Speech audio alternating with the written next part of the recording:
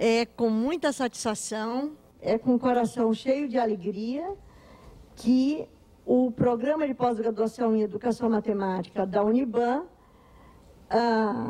organiza e promove, realiza o terceiro Seminário Internacional em Educação Matemática.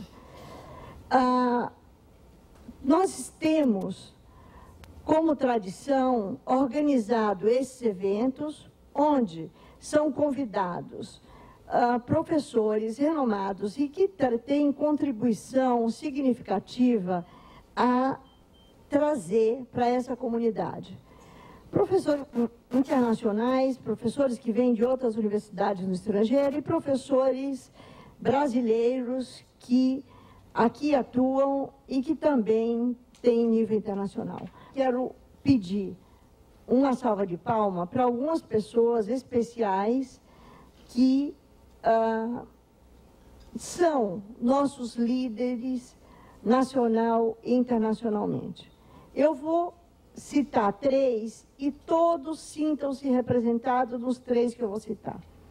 A professora Michele Artigue, que é presidente do ICMAI ex officio. Uma salva de palmas, professora Michele Artigue. O professor Marco Antônio Moreira, que é o nosso eterno representante da área de ensino de ciência e matemática, pelo fato de termos hoje uma área e uma comunidade organizada na educação matemática e ensino de ciências. Uma salva de palmas, professor Marco Antônio.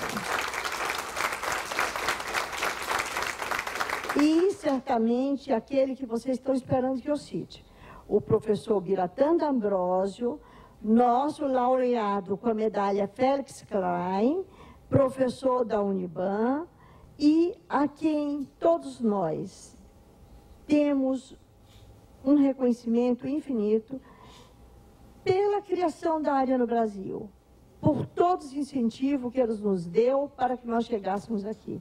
Uma grande salva de palmas ao professor Biratã.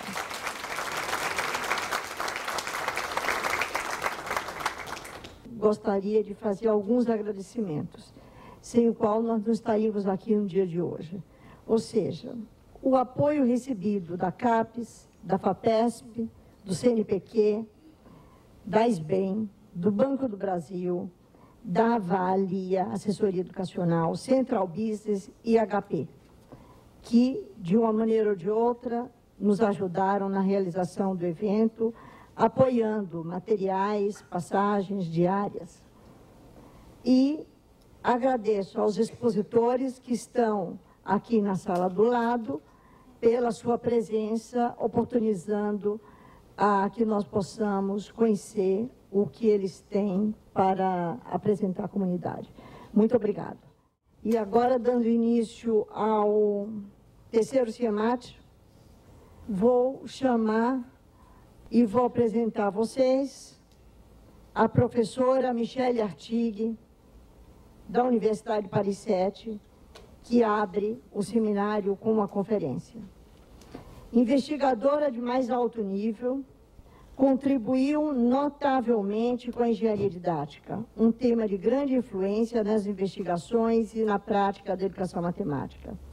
Foi até 2009 presidente da International Commission of Mathematical Instruction, qual seja a Comissão Internacional de Ensino de Matemática, que nós todos chamamos ICMAI, que é a sua abreviatura. Sua primeira área de investigação foi a lógica matemática, e logo modelos não estándares para a aritmética, e, em seguida, se dedicou para a educação matemática, ou seja, didática da matemática, onde investigou a aprendizagem e ensino de números e geometria na escola e ensino-aprendizagem na universidade, especialmente na didática do cálculo e da análise. Por mais de 20 anos se dedicou a investigações sobre a integração de tecnologias computacionais na educação matemática. Contribuiu com vários temas importantes: engenharia didática, relação entre epistemologia e didática e, mais recentemente, no desenvolvimento de um enfoque instrumental na didática matemática. Temos, então, o privilégio de chamar para iniciar a conferência de abertura desse evento a professora Michele Artigue, diretamente de Paris. Muito obrigada, Michele. Bom, eu gostaria, em primeiro lugar, agradecer todos e agradecer também Tânia, a Uniban também, por este convite que me foi lançado. É sempre um prazer para mim voltar para vocês, trabalhar, ter a oportunidade de intercambiar, de trabalhar com vocês. E, portanto, eu estou muito feliz. O tema que eu escolhi para essa abertura, para esta conferência de abertura, é o tema da educação matemática, da didática da matemática, mas apresentando como um campo de pesquisa intercultural ou multicultural. Eu sei muito bem que não é necessariamente um tema que vocês esperavam da minha parte, né? Esperavam eu ouvir. Mas é por isso que na introdução eu vou explicar o porquê deste tema. Depois, eu vou tentar mostrar que esta visão, que me parece hoje tão natural, é algo que é o resultado de um amadurecimento lento. E, para tal, eu vou me referir a uma história que eu já conheço muito bem agora, devido às minhas funções. É a história dessa organização internacional, que abrange a história dessa organização. E depois eu vou dar dois exemplos particulares de pesquisa recente em que eu fui envolvida e que tratam desta questão da dimensão cultural do ensino da matemática. Bom, a primeira sendo o projeto Capes Coffee Cuba, que visa comparar culturas funcionais no Brasil e na França para a transição entre o ensino médio e o ensino superior da universidade, e eu vou utilizar esse exemplo para mostrar, comprovar o aporte que pode ser a teoria antropológica do didático para desenvolver tais estudos. O segundo é um projeto europeu em que participei ultimamente, o projeto REMAT, que trata do aporte da tecnologia, e eu vou utilizá-lo para enfatizar a dimensão cultural das nossas práticas de pesquisa por si só e também a criatividade metodológica necessária para aproximá-los. Portanto, a razão do tema. Por que ter escolhido esse tema? Para mim, é um tema que me aparece cada vez mais essencial, cada dia mais essencial. Eu tenho certeza que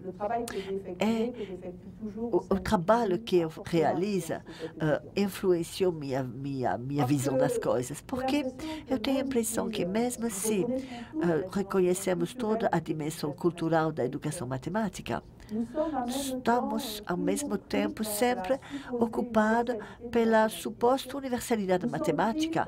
Estamos ocupados pelas tendências globalizantes do mundo que nos rodeia. É isso daqui nos leva, muitas vezes, a subestimar as consequências, essas características do campo e suas consequências.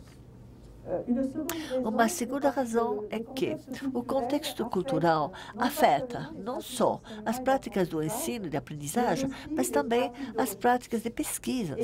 E me parece que nós damos menos atenção à maneira com que os contextos culturais, nossas culturas, modelam a nossa vida de pesquisador.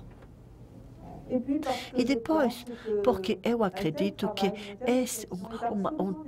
uma tal reflexão é necessária para evitar as generalizações abusivas que são muito correntes no nosso campo, para organizar produtivamente as relações entre a pesquisa e a relação didática e para controlar a influência das culturas dominantes na educação matemática. Portanto, já estou indo.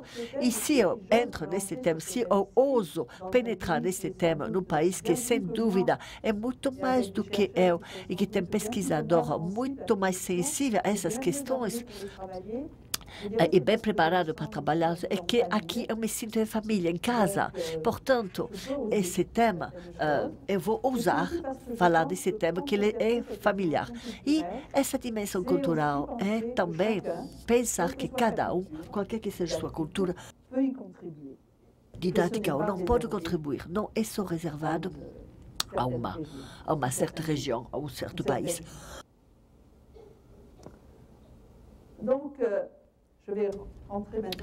Portanto, eu vou penetrar na primeira parte e eu vou me dedicar à história de ICMI para mostrar a maturação dessa consciência cultural que foi lenta demais, a meu ver.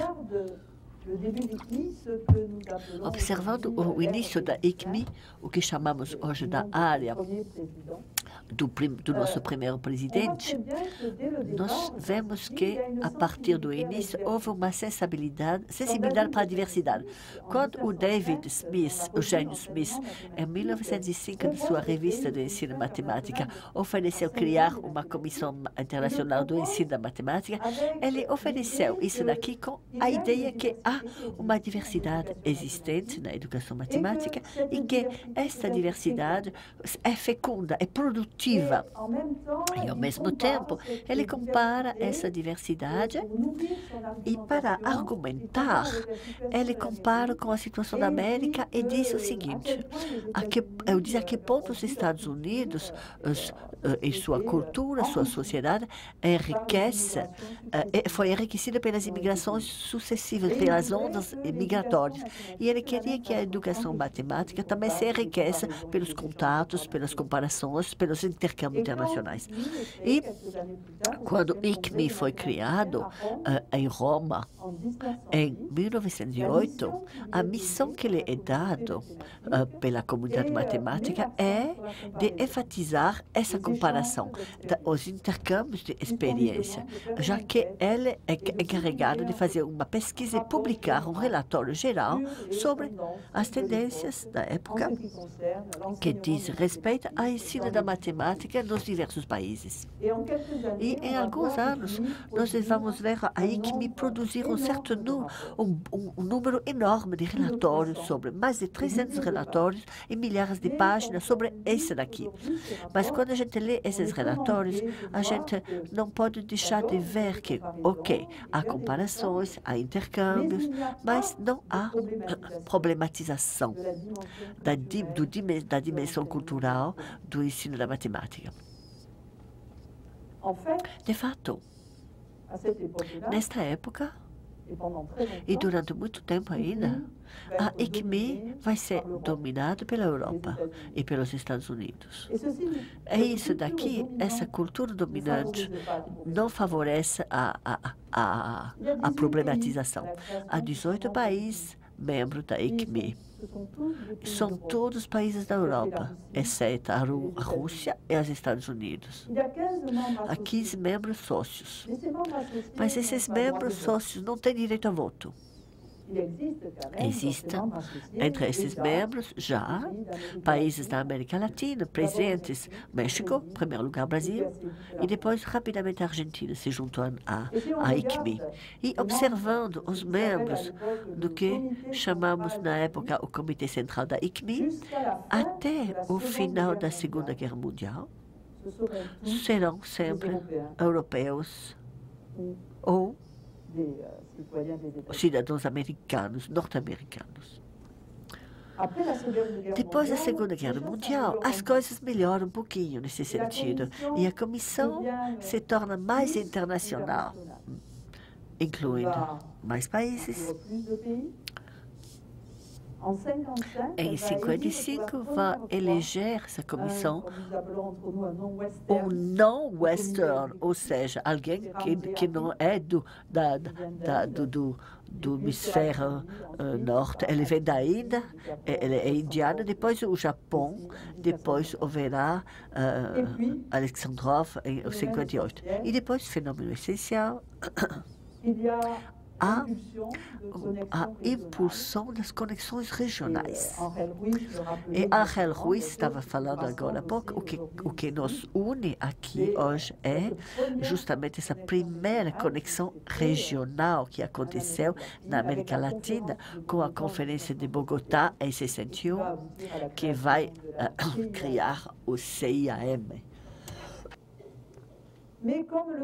Mas como estava frisando o Biratan de Ambrosio na sua contribuição para o centenário do ICMI em Roma em 2008, de fato, só em torno de 59, com uma conferência de Akizuki, que teremos uma primeira emergência de consideração verdadeiramente cultural no seio do ICMI. Foi assim, essa citação, que foi escrita por Yasuo Akizuki. Ele escreve o seguinte, que as filosofias orientais e as religiões são de natureza muito diferente das religiões do Oeste. E eu digo, eu posso imaginar que possa também existir diversos modos de conceber e pensar a matemática. E eu acredito que não deveríamos nos restringir à aplicação direta dos métodos considerados os melhores hoje na Europa e na América, mas que deveríamos estudar a instrução matemática na Ásia, para a Ásia, e que esse estudo poderia ser de interesse ao mesmo tempo para o leste como para o oeste. Servir para os dois. Ele escrevia isto em 1959 e precisará várias décadas para que um tal programa de trabalho seja efetivamente aceito e feito, e vai levar a este estudo de que somos muito orgulhosos, que é o estudo que compara as culturas de educação matemáticas nos países asiáticos de tradição confucianas e com os países do leste, que faz uma síntese percutante dessas questões e dessas comparações. É uma evolução contínua que ainda hoje está evoluindo com esforços sistemáticos para ampliar os objetivos da ICMI, para lutar contra desequilíbrios e dominações culturais, incluindo novos países, e buscando melhor equilíbrio entre as regiões, os comitês executivos das regiões, apoiando a criação de redes regionais e incluindo redes regionais com unidades linguísticas também, porque o mundo não é só um mundo de pesquisadores que podem comunicar nesse tipo de inglês internacional que nós praticamos todos, mas também é um mundo de professores. E a gente não alcança os professores através de uma comunicação. Nós escolhemos os temas desses estudos do ICMI e depois conferências, através de conferências, e dando cada vez mais atenção aos países da periferia. E eu queria dizer que, de fato, se essa evolução progrediu, é porque ela é sustentada pela evolução dos quadros teóricos da educação matemática e o desenvolvimento dos enfoques socioculturais e antropológicos na etnomatemática. Bom, na América Latina, e nessa progressão, é evidente que a América Latina teve um papel decisivo. Ela o fez, e lembremos que a CIAM foi a primeira rede regional. Essa rede aconteceu através de uma participação regular no Comitê Executivo da ICMI, mas foi necessário esperar 79 para que haja concretização. Alguém da América Latina no Comitê Executivo da ICMI. Isso aconteceu através da participação ao Congresso e através pelo fato que o primeiro ICME organizado nos países emergentes foi em Monterrey, no México, em 2008. Você vê que não é tão recente aqui. Isso aconteceu através da participação, sua influência nas atividades dos grupos filiados, como o grupo PME ou como HPM, e os estudos realizados, e isso aconteceu também através do desenvolvimento do campo da etnomatemática, que foi iniciado pelo Bertrand Ambrosia, que recebeu por isso a prestigiosa medalha do Felix Klein. Mas considerando a ICME hoje, resta muito para fazer. E é um combate, uma luta permanente que temos que retomar e repensar cada dia. Bom, eu vou voltar então aos 2 exemplos de pesquisa e eu vou iniciar por um projeto que a Pescoff Cube, que é um projeto recente sobre o qual trabalhamos com pesquisadores da Uniban, com Tânia, inclusive Marlene, e com Ana Paula João. Bom, na parte do projeto sobre o qual trabalhamos, nossa missão era comparar culturas funcionais. Essa comparação aconteceu dentro de um projeto mais amplo, que era o estudo das práticas dos professores e a produção de recursos para o ensino. Isso tem o título Estudo do professor e de sua atividade matemática, concepções e recursos e para a sua atuação profissional. Esse foi o título em português. É um projeto que incluiu, do lado da França, minha universidade, Paris Diderot, e o INRP de Lyon, e do lado brasileiro houve a Universidade Federal de Pernambuco de Recife e a Universidade Bandeirante de São Paulo. Esses são os participantes. Um projeto com 4 eixos não independentes, e a comparação das culturas funcionais faz parte do eixo 4, que visa estudar a transição entre o ensino médio e o ensino superior. Por que a noção de função? Por que essa noção de funções? Quando eles me perguntam, eu sempre penso, remeto a Felix Klein e suas obras famosas, que já têm um século de existência, e onde vemos, no início do século XX, como a educação matemática tinha que lutar para que essa noção de função tão central à matemática penetre o mundo da educação. Agora já é uma coisa adquirida e reconhecida. Bom, eu agora queria dizer que para esse trabalho nós nos baseamos na TAD, Teoria Antropológica Didática. Eu sei que o senhor Chevalar passou aqui, fez um curso na Escola de Altos Estudos, e alguns de vocês já se tornaram mais familiares com a TAD, Teoria Antropológica do Didático, mas cada vez que a gente escolhe um quadro teórico, nós temos que informar por que essa escolha. E eu vou fazer algumas lembrancinhas rápidas sobre a teoria antropológica didática, né? Por que a TAD? Porque essa teoria se desenvolveu sobre a hipótese do princípio fundamental que os saberes matemáticos e outros, inclusive outros também, se desenvolvem e vivem dentro das instituições, e que o sentido dado à expressão conhecer algo não tem valor universal, mas depende das instituições onde se encontra este algo em referência. Não há só princípios de uma teoria. Uma teoria é útil porque fornece conceitos, metodologias, porque nutre metodologias, porque é claro que a teoria antropológica, com as noções de praxeologia, matemáticas e didáticas, com a hierarquia dos níveis de predeterminação desenvolvidos mais recentemente, nos fornece instrumentos conceituais para analisar as práticas e relação com os saberes, como também os sistemas complexos de condição e de restrições que determinam a vida dos objetos matemáticos num contexto institucional dado.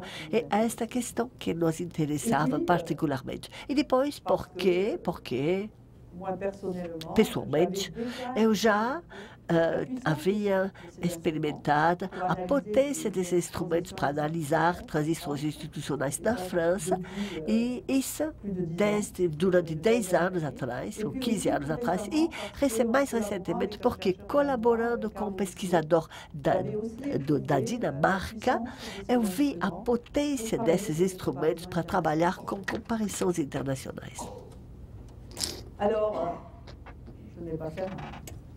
Eu não vou fazer um curso sobre a teoria antropológica do didático, não. Mas eu preciso fazer uma lembrancinha, dar uma pincelada sobre uma praxeologia e depois sobre a escala dos níveis de predeterminação. Tá? Bom, na teoria antropológica do didático, o conhecimento vem de práticas. Essas práticas são institucionalmente localizadas. Essas práticas são modelizadas em termos de praxeologias. Não é reservada às práticas matemáticas. É por isso que estamos falando de práticas didáticas e, mais recentemente, com colegas espanhóis, Mariana Rocha e Gascon, nós ampliamos tudo para o estudo das praxeologias e pesquisas. Portanto, uma praxeologia é um quadro. Aqui você tem um quadro aqui, simbolizado aqui, com um bloco prático, o saber fazer, e o bloco teórico que está do lado do saber de conhecimento. Portanto, a ideia que está atrás de tudo isso é que, atrás de uma prática, há necessariamente um tipo de tarefa a ser realizada. E, para cumprir esse tipo de tarefa, temos técnicas que são socialmente instituídas, que se desenvolveram socialmente e que aprendemos, que nos apropriamos e que podemos contribuir a desenvolvê-las melhor. E a ideia também que o mundo das práticas não para por aí. Ele não para nunca, inclusive nessa visão prática, e que há necessariamente uma interação com o mundo dos saberes. E, portanto, que para qualquer técnica existem discursos que ajudam a descrever, que ajudam a comunicar, explicá-la e comunicar com o outro através de diversos valores. E que esses discursos, que o Chevalard vai chamar de tecnologia, voltando a sentido etimológico, são escritos dentro de organizações mais estruturados, podemos esperar isso, que ele chama teorias. Um exemplo de praxeologia simples, com um tipo de tarefa, resolver uma equação do segundo grau, R, e não vou usar a técnica que é a mais familiar, mas eu vou usar uma técnica intermediária que nós introduzimos na França no início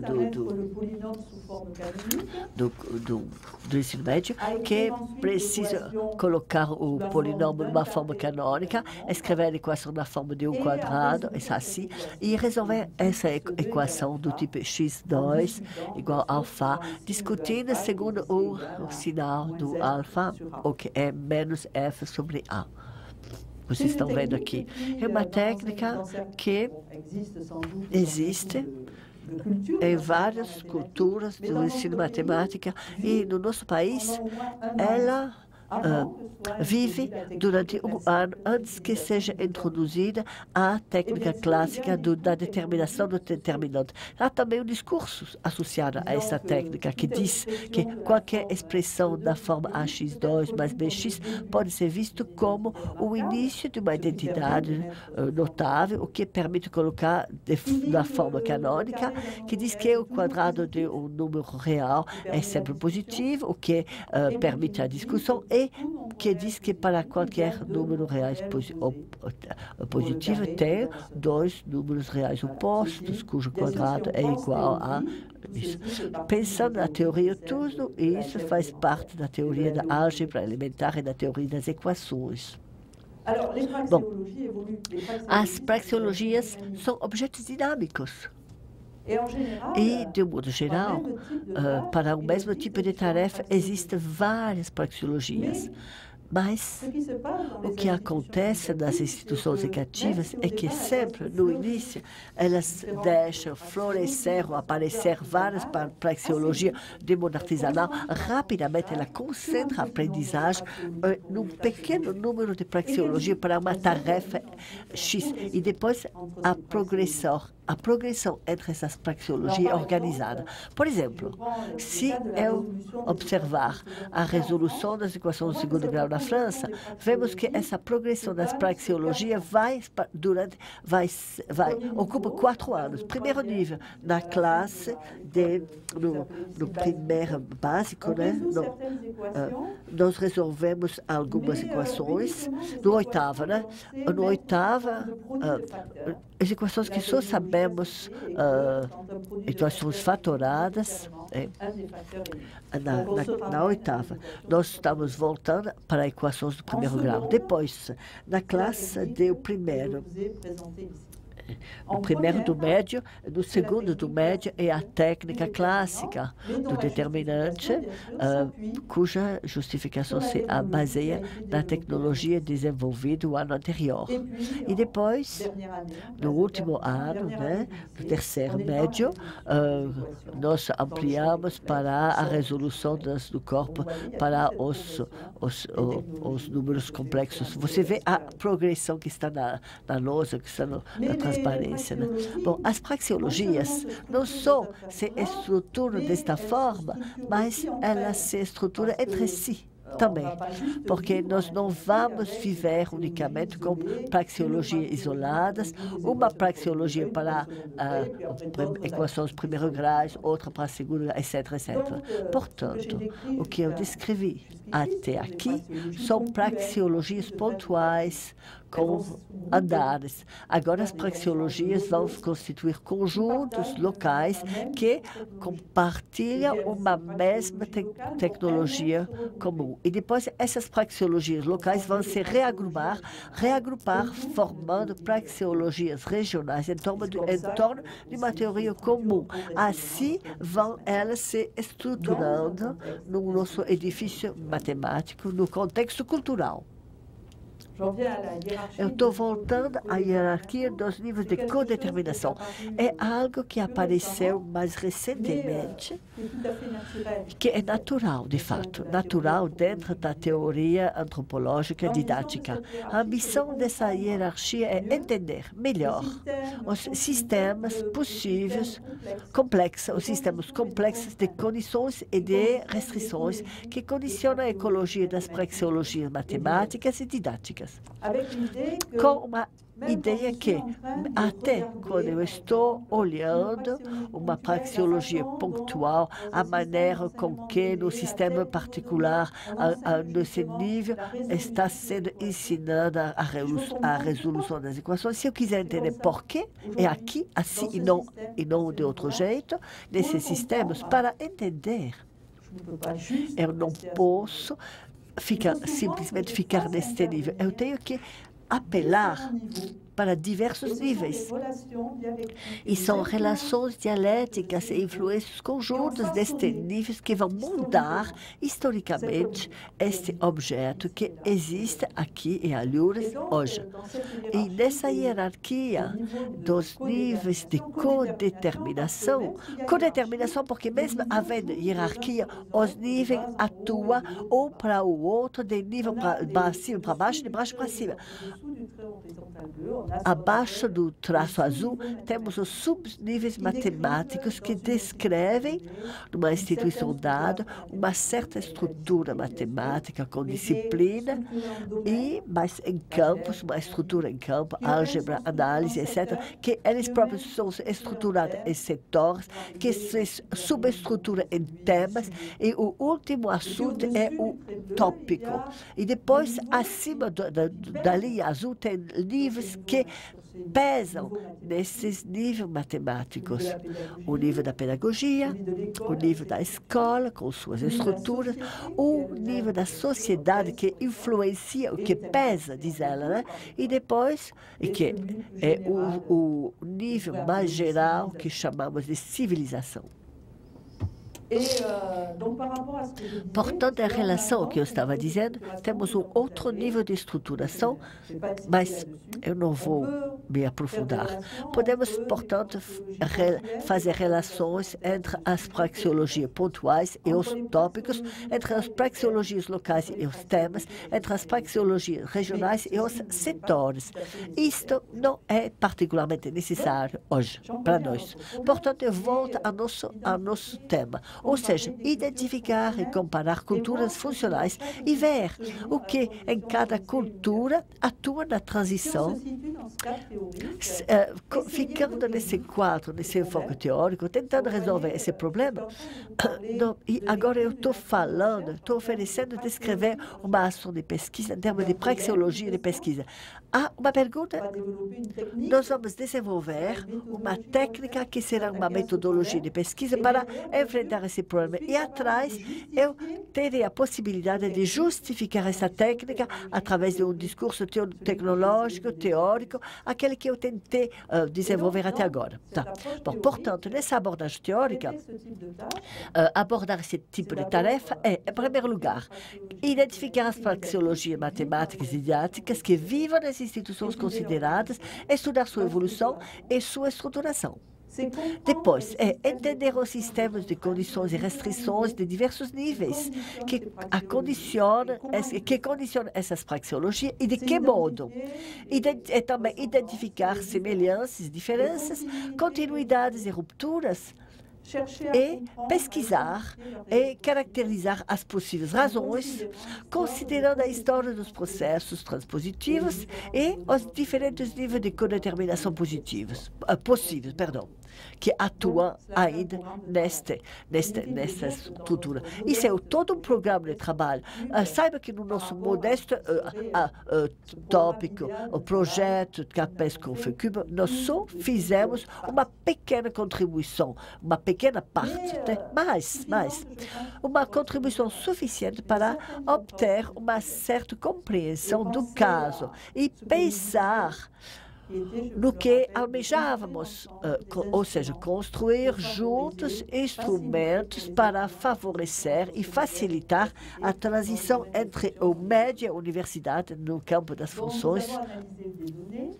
Portanto, analisamos dados de modo clássico, como todos os programas, através de programas de curriculares de livros e de manuais didáticos, mas nós nos limitamos aos manuais atuais e nós não consideramos os manuais do passado, né?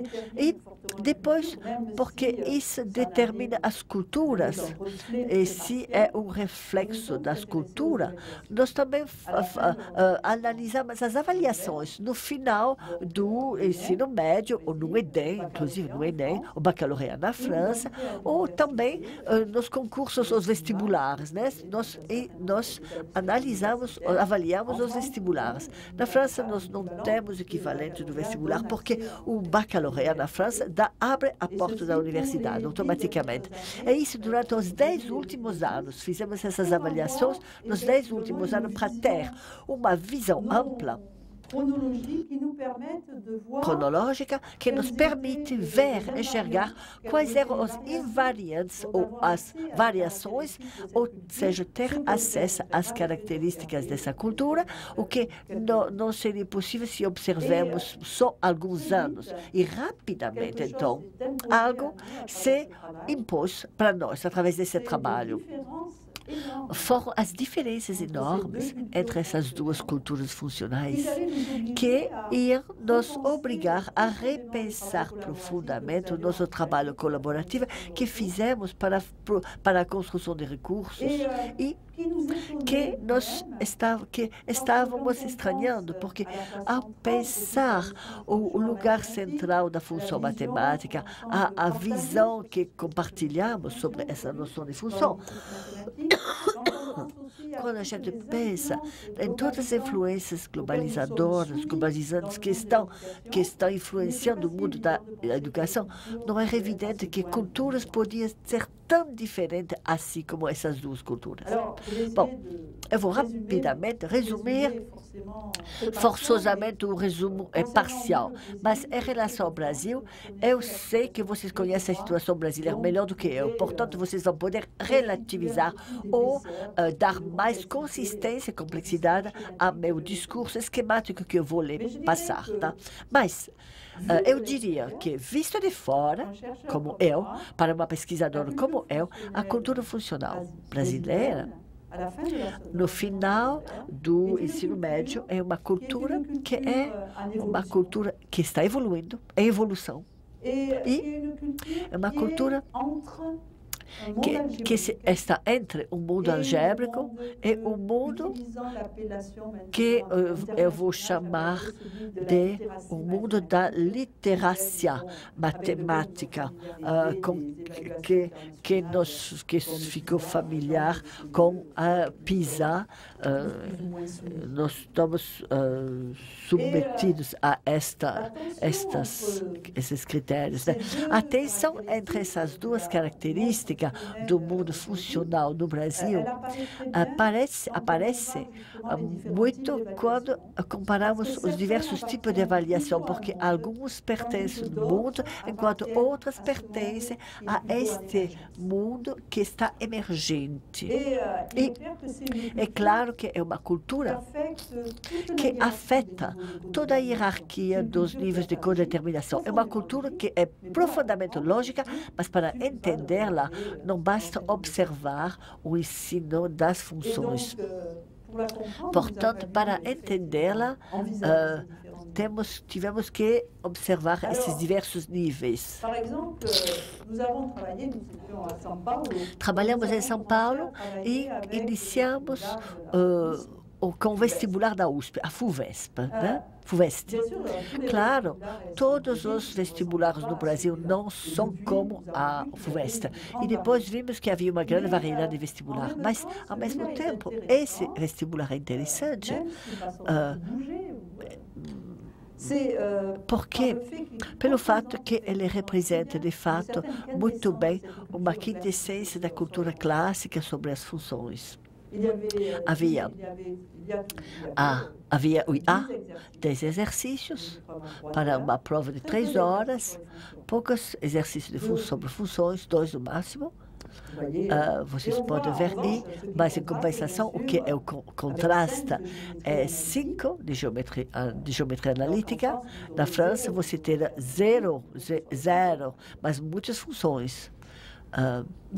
Portanto, vocês podem ver que até para pensar as funções, nós não podemos pensar o ensino só observando o ensino das funções. Temos que fazer uma competição, examinar os equilíbrios de cada campo. Por que não geometria analítica na França? Por que não? E para dar a resposta, temos que remontar até o século XIX. Bom, o exercício típico da FUVESP é esse daqui, com uma função quadrática que tem parâmetro, onde vamos determinar algumas características em função desse parâmetro, vamos resolver equações, vamos discutir conforme o valor do parâmetro e depois encontraremos a última pergunta, para uma função determinada pelo valor de m, do item, tudo y superior a 2, o único valor de x positiva, mais uma resolução da equação. Tá? Outro tipo de tarefa típico, vocês podem ver mais uma vez que duas funções dessa vez. Uma intervenção da função valor absoluto, que não é tão frequente assim, com parâmetros. Nós vamos encontrar parâmetros na França, uma representação gráfica, e depois resolução de equações, depois discutindo sobre as soluções. Que é típico e aparece, mas quando observar de fora, onde as características brasileiras e francesas são mais visíveis para os pesquisadores de um país e do outro, porque cada um questiona as características do outro, né? Que não são tão natural o questionamento assim. Raramente nós ultrapassamos as quadráticas, a presença de parâmetros, perguntas levantadas, a complexidade técnica do trabalho, das tarefas pedidas e o fato que há pouca ajuda dada aos alunos. Portanto, se quisermos observar isso aqui, temos um habitat algébrico a nível do domínio estável para as funções que condicionam os objetos funcionais privilegiados. Se vamos dar privilégio às funções polinomiais, né? E as praxeologias que aparecem, que são trabalhadas, a importância da resolução das equações e das desigualdades. Né? Há habilidades técnicas também que são desenvolvidas, através da geometria analítica. E isso se situa a nível da disciplina. Há uma tradição de exame com textos curtos, ajudas limitadas do nível da escola, e há também o uso limitado das calculadoras. Aqui tem uma influência sobre os níveis de superior de codeterminação.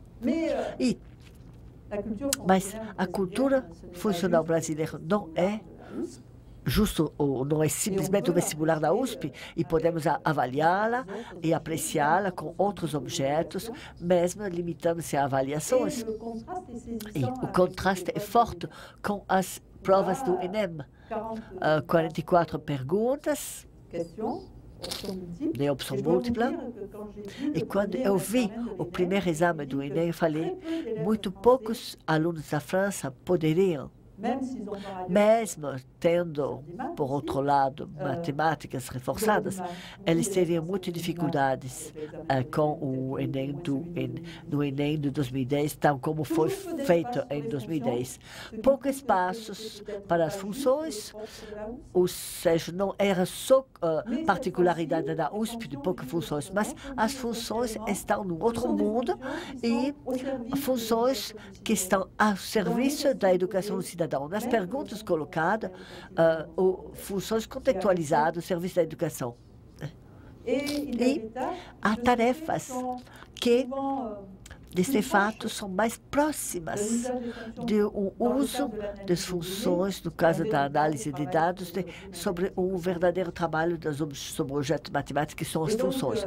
Portanto, através de um exemplo do Enem, dados de uma população mundial, porcentagem de pessoas maiores de 60 anos, com um texto, com uma forma gráfica, nós encontramos aqui coisas que aparecem nas avaliações internacionais, um texto longo, inclusive, para países em desenvolvimento e países desenvolvidos, e depois supondo que vai ser usado o modelo exponencial com a fórmula dada. Para o caso dos países em desenvolvimento, damos origens, unidades. Também precisamos que tenha o valor de E potencializado a 0,3. Eles não seria dado na França, porque aqui não há calculador no exame no Brasil, portanto o cálculo deve ser possível, mas resta cálculo para fazer e deve ser feito à mão. E nossos alunos não saberiam mais fazer isso na França, à mão. E depois avaliamos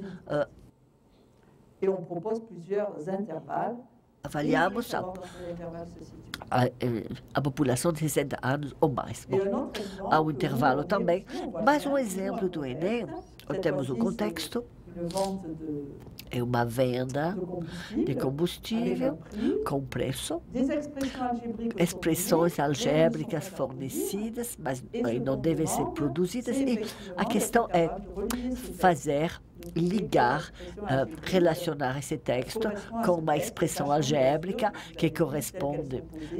Eles estão aqui com vários distratores que fazem com que a gente pode esperar alguns erros. Bom, isso daqui é a característica da cultura funcional, que é bem diferente. E com o fato que o ensino hoje visa esta cultura no Brasil, como também na maioria dos países. Se observarmos o caso francês, também temos uma cultura em evolução, mas a organização clássica é totalmente diferente da organização brasileira, porque no final do ensino médio da França, há mais de um século, as funções pertencem ao mundo analítico e não mais ao mundo algébrico. E depois, nós observamos que, como para você, uma influência da literacy que a escola deve preparar um cidadão crítico que é capaz de utilizar a matemática fora da matemática para os assuntos da vida real e, de fato, temos que sair dos tópicos dos exames para enxergar, porque isto é muito mais manifesto nos anos anteriores e principalmente através da escola básica que chamamos a base comum. E a nível do liceu é muito mais visível na série científica, porque nós especializamos os alunos. É uma diferença muito importante com o sistema brasileiro, que tem um tronco comum até o vestibular.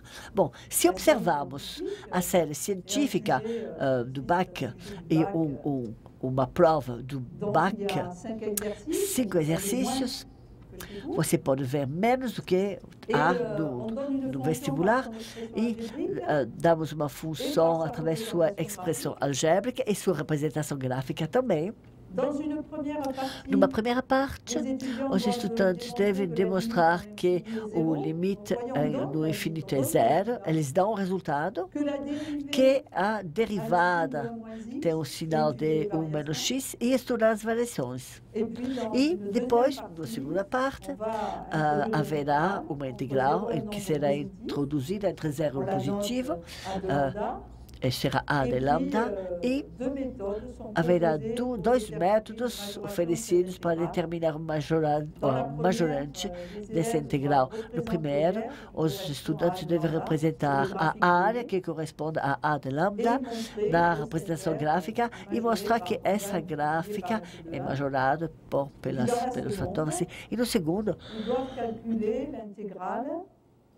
alunos devem calcular a integral de x por hipótese menos x e, finalmente, devem utilizar os 2 métodos para determinar majorantes e estabelecer uma certa fórmula.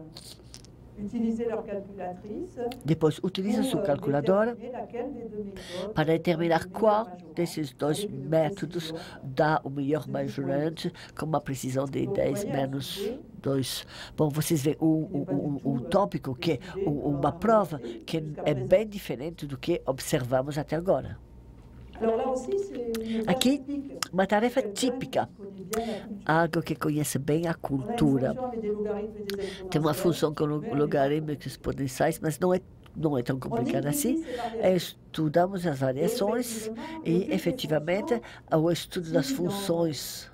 Se no início vamos utilizar para resolver equações, depois as funções vão permitir estudar covariações entre grandezas e, para tal, vamos estudar derivados, vamos introduzir integrais, vamos avaliar seu valor, estimar seu valor com majorantes, com manipulações de desigualdade, e depois o exercício vai se terminar com cálculo que requer o uso da calculadora. o cálculo aproximativo, tá? Isso pode parecer muito ambicioso matematicamente, mas se observarmos de modo preciso o texto, nós podemos enxergar que há muitos resultados intermediários que são fornecidos e que há várias perguntas que ajudam os estudantes e que a autonomia matemática do estudante é reduzida, extremamente reduzida, e que, por outro lado, todos os objetos, os tópicos foram escolhidos para que o nível de competência técnica algébrica pedido para resolver esse exercício fique reduzido. Ele parece complexo, mas ele é menos complexo do que parece, na realidade. Bom, se observarmos essa cultura associada, nós temos uma forte presença das funções no ensino médio, em diversos contextos, mas sem unificação através de um conjunto. Isso desapareceu com a contra-reforma dos matemáticas modernas. O habitat dominante para as funções é a análise e há uma combinação de aproximações qualitativas e quantitativas, há um trabalho de modelagem limitado e, sobretudo, interna matemática, atuando as relações entre geometria e funções, o uso necessário das calculadoras e há, em nível superior de codeterminação, uma tradução de trabalho e exames muito conduzidos, orientados e um desenvolvimento cada vez mais limitado das competências e habilidades técnicas. Portanto, tudo isso é, uma vez que as coisas foram vistas neste ângulo, nós pensamos diferentemente e quais são as dificuldades, quais são os obstáculos a serem transpondo em cada uma das culturas para transpor o mundo do ensino médio e o mundo do ensino universitário. E podemos colaborar para construir recursos para favorecer essa mudança, mas a colaboração não vai poder ser pensada dizendo que simplesmente podemos pegar recursos de um país, traduzi-los, adaptá-los rapidamente para que resolvam. Não. Há uma co-construção a ser realizada para cada país e, como dizia meu colega que eu citei no início, essa co-construção, de fato, ela vai nos ensinar a todos e enriquece nossa cultura de cada um. Bom, eu vou rapidamente dar uma visão rápida da REMAT. REMAT é um projeto europeu. REMAT, né? Aqui estamos um pouco entre nós na Europa. Tá? E o objetivo de REMAT, na Europa, saiba que há alguns anos, há 10 anos, há a ideia que entre países europeus temos que fazer uma capitalização dos resultados das nossas pesquisas e de mostrar para ver de uma forma relativamente sintética, unificada, compreensível e útil. Nós queremos reunir todos os resultados da Europa. Isso não é evidente, nada evidente, porque se a distância entre os nossos países é menos grande, os países europeus por si só são muito diferentes uns dos outros em termos de cultura do ensino. Né? Bom, o desafio passado foi o seguinte: desenvolver uma visão integrada do potencial oferecido pelas representações tecnológicas para a aprendizagem da matemática. Desse projeto participaram 6 equipes de 4 países europeus que tinham todos diferentes, que tinham uma semi-competência na concepção de software e dinâmica, digital artifacts e o uso dessa tecnologia, mas que representava também uma certa diversidade de cultura, mesmo se as culturas da Europa do Leste não eram presentes nesse projeto. Mas eram equipes que já tiveram oportunidade de colaborar numa rede de excelência europeu que permitiu esse projeto se desenvolver. constatação nesse projeto foi, em primeiro lugar, a diversidade teórica. Como pesquisador, somos muito atentos às teorias. Portanto, foi a diversidade teórica que foi uma constante, mas com o fato que ela traduzia diferença entre culturas de pesquisas. E que essas diferenças influenciavam a visão que cada um de nós tinha do potencial da tecnologia em termos de representação e que influenciavam também a maneira com que concebíamos a engenharia didática, tratando-se de construir software ou tratando-se de imaginar sua utilização. Bom, no primeiro projeto, dentro da rede, houve a necessidade de entender melhor essa influência para chegar ou para poder entender e atender os objetivos fixados. E para tal, a ideia, a intenção, mesmo se nós não formulávamos desse jeito e mesmo se descobrimos através do nosso trabalho conjunto, a ideia era considerar nossas praxeologias, pesquisa como objeto de estudo, avançando também, progredindo no projeto. Tá? Bom, para dar uma pequena ideia da diversidade teórica da coisa, não está toda sendo representada aqui. Azul são as equipes, tá? ETL na Grécia, eu na Inglaterra, Unisy na Itália, Didirem na França, abordagem bem diferente, referências cruzadas, muitos, e vamos descobrir que no decorrer do projeto, tudo não tem o mesmo significado para todos. É claro, a semiótica foi importante, mas a social semiótica, a teoria semiótica, a abordagem do Sr. Duval, houve grande diversidade, grande. E depois houve referência entre a atividade teórica de um lado, referência entre a teoria de situações do outro, uma paisagem super complexa, onde cada uma das equipes já tinha realizado conexões parciais, mas essas conexões não eram compartilhadas entre todos. Aqui também a diversidade dos programas que foram construídos com coisas um pouco mais clássicas, como isso daqui, mas tudo era muito inovante. Inovante em termos das representações, coisas muito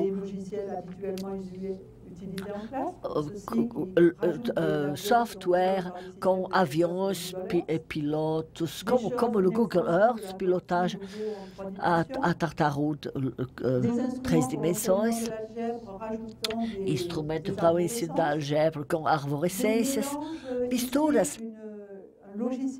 Aqui, um software que se baseia numa reta, mas a reta numérica é transformada num objeto algébrico com uma conexão com o gráfico. Aqui, realizado pelos ingleses, um software onde tem manipulação de objetos com comportamentos dados pelas equações, a movimento, velocidade, aceleração, forma, etc. Todos esses objetos serviram de base ao nosso trabalho e a essa tentativa de compreensão mútua para poder enxergar tudo que podemos oferecer para a aprendizagem da matemática, em termos de tecnologia. Não foi fácil considerar a praxeologia como objeto de estudo. Houve muitas dificuldades. Percebemos que nós fazemos funcionar tudo que é familiar, não é muito explicitado, e essa naturalização atrapalha muito a comunicação profunda entre nós. Muitas vezes, utilizamos casos teóricos de uma maneira mais metafórica do que operacional. Portanto, temos que aprofundar para saber quanto a teoria operacional. Nós temos que explicitar muito e pedir explicitação pelos pesquisadores. E depois, porque a distância entre o que oferece as teorias, as decisões somadas para um desenho de artefato é muito, e a sessão das aulas. Portanto, há muitas coisas vazias que são ocupadas por práticas que devemos tentar entender para propiciar a comunicação. Tudo isso fez com que quando a gente pensa praxeologia como sendo constituída por um bloco prático e um bloco teórico, a relação entre a prática e a teoria é fundamentalmente problemática e deve ser explicitada, elucidada. E para tal, nós não podemos só ler e discutir. Temos que construir objetos de trabalho comum, dispositivos de trabalho comum, que obriga a explicitar o que não costumamos explicitar, o que nós não queremos explicitar. Portanto, é isso que fizemos com experimentações cruzadas. Cada equipe desenhou e implementou uma série de sessões, de experimentações para duas DDA. Que era um DDA construído, onde havia questionamento de pesquisa, e um outro DDA que foi construído por uma outra equipe num outro país, com uma outra cultura. E isso daqui fazer em contextos realistas, não só ficando reduzido em laboratório. E depois houve o processo inteiro de conceito, de projeto, foi guiado por scripts para ter certeza que dados poderiam ser recuperados para fazer comparações produtivas e preparar as análises. E depois nós analisamos, cada um separadamente, fizemos um balanço juntos, fizemos sínteses coletivas e análises cruzadas. Bom, isso foi tudo que houve no processo. Precisamos também desenvolver ferramentas metodológicas no sentido de instrumentos tecnológicos, conceituais, que nos ajudaram a nos expressar e a pensar. Houve uma criação de uma metalinguagem, porque para fazer comunicar os casos teóricos, nós partimos da hipótese em que nossos objetos teóricos respondem à necessidade de funcionalidade. Mesmo se são diferentes, quem sabe as construímos atendendo questões que eram próximas ou similares. Portanto, identificando as sensibilidades, foi possível repensar, questionar a funcionalidade dos casos teóricos e fazendo conexões. Isso foi a estratégia e depois havia uma noção de cenário pedagógico muito arborescente, vários níveis envolvidos e para expressar a diferença de graduação da engenharia didática. Depois havia uma questão de pesquisa comum em relação às representações que todos deviam responder depois de ter reformulado nas suas culturas e cada um acrescentando as questões específicas que ele queria abordar em relação ao programa concebido. Finalmente, observando o objeto construído assim, podemos ver que, para cada equipe, podemos considerar isso como uma praxeologia de pesquisa que considera seu próprio trabalho, seu próprio desenvolvimento do software, e como uma metapraxeologia que usa a primeira como objeto de estudo conjunto para as 6 equipes. Bom, eu vou parar por aí. O que resultou? Muitas coisas, difícil de expressar, difícil de compartilhar por aqueles que não compartilharam essa experiência, porque é uma construção super complexa. E construímos gradativamente uma visão compartilhada, integrativa das representações praxeológicas, abandonando algumas coisas que a gente queria, que a gente apreciava, mas fazendo muito mais do que cada um de nós poderia ter feito sozinho. Nós entendemos mais claramente as diferenças das nossas culturas de pesquisa e a maneira com que as nossas culturas influenciam nossas praxeologias, na maneira com que concebemos nas conclusões das análises. Há pontos muito interessantes que descobrimos em relação à abordagem instrumental ou à teoria das situações didáticas ou outras teorias ainda. E depois nós identificamos muitas complementaridades que não tínhamos ideia e algumas incompatibilidades, principalmente quando se trata da organização da ação didática. Eu vou concluir. Eu diria que são dois exemplos entre vários ou muitos esforços que foram feitos, que levaram a dimensão cultural em campo didático. Eu sei que há muitos esforços, muitas experiências. Eu saí daqui enriquecida, convencida também que é um trabalho difícil de ser realizado quando a gente quer fazê-lo corretamente, que precisa de muita criatividade teórica e metodológica para quando a gente quer ultrapassar as limitações de uma comunicação, mesmo científica, persiste e continua sendo uma comunicação muito superficial. Isso requer muita criatividade e isso é muito positivo. Uma pesquisadora da ALMA como eu pode transpor tudo isso facilmente. Muito obrigado pela sua atenção.